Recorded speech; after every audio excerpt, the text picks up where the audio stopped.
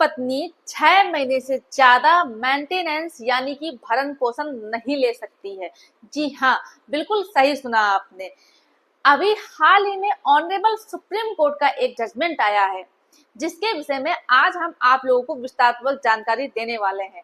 तो आप लोगों को वीडियो बिल्कुल भी स्किप नहीं करना है, क्योंकि ये वीडियो आप लोगों के लिए बहुत ही ज्यादा महत्वपूर्ण है।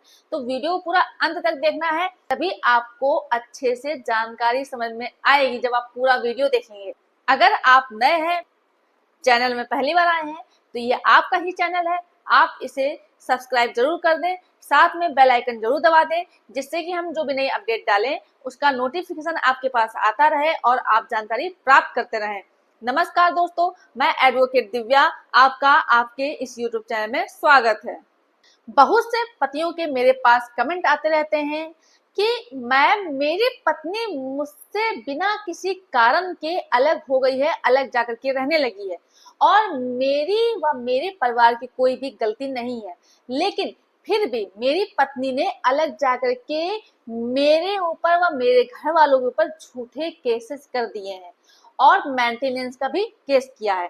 तो जब मेरी कोई गलती ही नहीं है, मेरी पत्नी हमसे बिना किसी कारण के, बिना किसी वजह के, मेरी गलती के बिना अलग रह रही है, तो हम उसे मेंटेनेंस क्यों दें? मेरी पत्नी मेरे ऊपर केस कर रही है और मेरे ऊपर इंटरिम मेंटेनेंस भी लग गया है। इंटरिम मेंटेनेंस मतलब ये होता है कि जब कोई केस करती है पत्नी, तो केस जब चल रहा होता है, तो केस चलने के दौरान जो खर्चा आता है वो पति से दिलाया जाता है पत्नी को, जिससे कि वो अपना आने जाने का और जो केस में जो खर्चा होता है उससे काम चला सके, यानी कि केस को लड़ सके। क्योंकि जब पत्नी बोलती है हम आ नहीं सकते हैं, मेरे पास इतना पैसा नहीं है कि हम अपना केस लड़ सके, तो कोर्ट क्या करती है कि वो कुछ नहीं देखती है, पत्नी के कहने मात्र से ही इंटरिम मेंटेनेंस बांध दिया जाता है, जिससे कि वो केस लड़ सके। यानी कि पति के ही पैसे से पति के अगेंस्ट में केस लड़ती है पत्नी, तो इसे कहते हैं इंटरिम मेंटेनेंस। फिर इसके बाद जब केस फाइनल हो जाता है, तो फाइनल होने के बाद जो मेंटेनेंस लगाया जाता है पति के ऊपर, उसे कहते हैं फाइनल मेंटेनेंस। तो आज हम आपको इस वीडियो के माध्यम से 3 काम बताने वाले हैं, जो कि वो काम करने से आपको सिर्फ 6 महीने का ही मेंटेनेंस देना होगा। तो आखिर वो 3 काम क्या है, पूरी जानकारी आपको वीडियो के माध्यम से बताने वाले हैं। तो आपके पास जो मैं 3 ग्राउंड बताने जा रही हूँ, उसमें से एक भी ग्राउंड है तो आप मेंटेनेंस देने से बच सकते हैं। तो वीडियो बहुत ही ज्यादा महत्वपूर्ण है। अगर अभी भी आपने चैनल को सब्सक्राइब नहीं किया है तो प्लीज चैनल को सब्सक्राइब जरूर कर दें।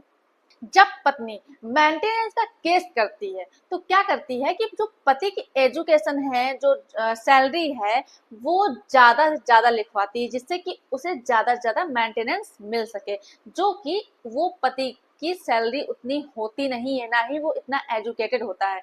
और पत्नी अगर पढ़ी लिखी होती है, कहीं जॉब कर रही होती है, तो वो उन बातों को छुपा लेती है। तो आपको ये चीज नोटिस करनी है कि आपकी पत्नी ने झूठी बातें तो नहीं लिखी हैं। अगर पत्नी ने झूठी बातें लिखी हैं एफिडेविट के माध्यम से, तो आपको उन चीजों को देखना है।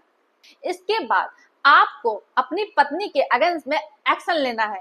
जो भी झूठी बातें उसने एफिडेविट में लिखी है, वो आपको कोर्ट के सामने हाईलाइट करनी है और उससे संबंधित जो भी आपके पास साक्ष्य हैं, जैसे कि उसने सैलरी जो बताई है आपकी बढ़ा चढ़ा के, तो आपके पास जो भी सैलरी आती है हर महीने, उसकी आपको डिटेल्स वहां कोर्ट में दिखानी है। इसके अलावा आपकी जो एजुकेशन है, अगर उसने बढ़ा चढ़ा के बोली है, तो वो भी दिखानी है। और कोर्ट में इस चीज को साबित करो कि पत्नी गुमराह कर रही है, झूठा एफिडेविट लगा रही है सिर्फ मेंटेनेंस लेने के लिए। जब आप साबित कर देते हैं, तो आपको करना क्या है कि जो नया कानून है BNSS यानी भारतीय नागरिक सुरक्षा संहिता, उसकी जो धारा है 379, उसके तहत आपको एप्लीकेशन डालनी है।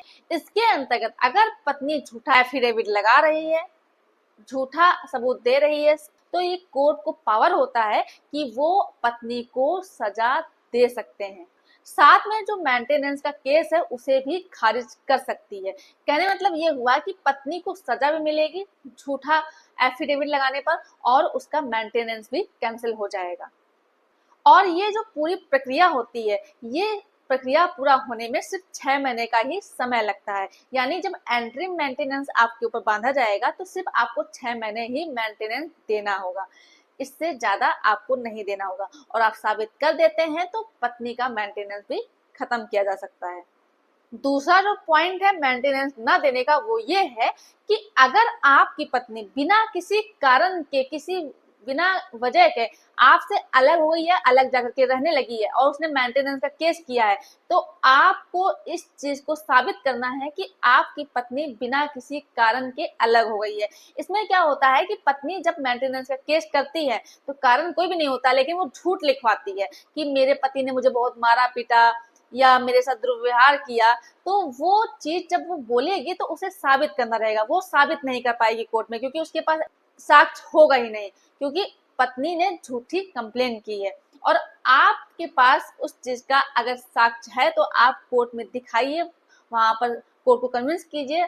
जब साक्ष्य आप प्रॉपर दिखाएंगे जो भी आपके पास है, तो इससे आप मेंटेनेंस देने से बच सकते हैं। दूसरा क्या है कि पत्नी किसी अन्य पुरुष के साथ संबंध में है, यानी कि एडल्ट्री रह रही है, तो अगर पति इस चीज को कोर्ट में साबित कर देता है तो ऐसे में भी पत्नी का जो मेंटेनेंस है उसे ला रही हूँ, उसमें से एक भी ग्राउंड है तो आप मेंटेनेंस देने से बच सकते हैं। अगर पति पत्नी आपसी सहमति से अलग रह रहे हैं तो इस चीज को अगर पति कोर्ट में प्रूव कर देता है कि वो दोनों आपसी सहमति से अलग रह रहे हैं, तब भी पत्नी का मेंटेनेंस खारिज किया जा सकता है। और इनमें से कोई भी चीज अगर साबित कर देते हैं तो जो BNSS है उसकी जो धारा 144(4) है उसके तहत आप मेंटेनेंस को खारिज करा सकते हैं।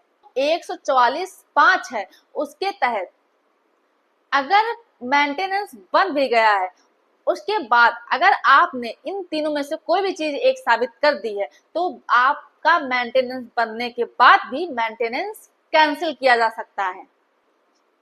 लक्ष्मीबाई पटेल बनाम श्याम कुमार पटेल का है।